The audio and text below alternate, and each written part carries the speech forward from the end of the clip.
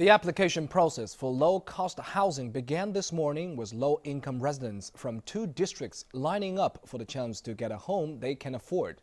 Our reporter Chen Tingjie was at one application center in Xuhui district and tells us it will be some time before eligible applicants can move into their own home.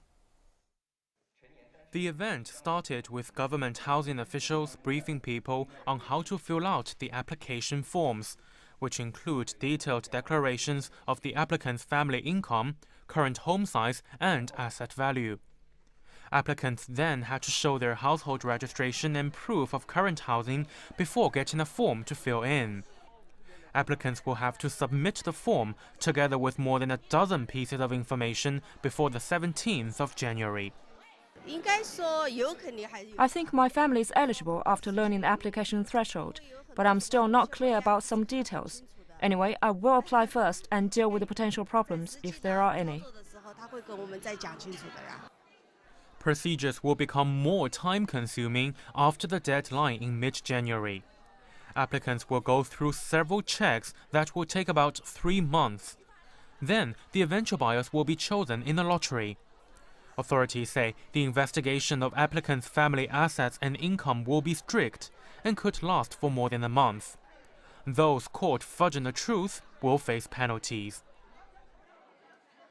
Qualifications will be cancelled for those found using false information. They will also be excluded from budget home schemes for the next 5 years. Applicants need to be careful but don't get hurried. The time when they submit the form and materials won't be related to their sequence in the lottery. Local authorities say the low-cost housing application in the city's 2 districts is just a trial.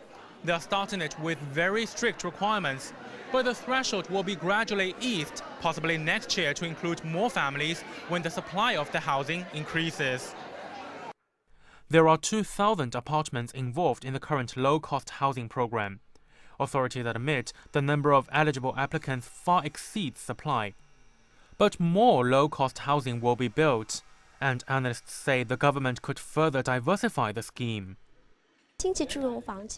Currently, applicants can only buy the apartments, but I know the Shanghai government is working on a plan to allow future applicants to rent budget homes, and that could resolve the housing problem for many people, especially those who are single, who can't afford to buy.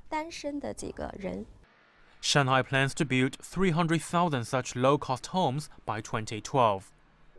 Chen Tingjie, ICS News.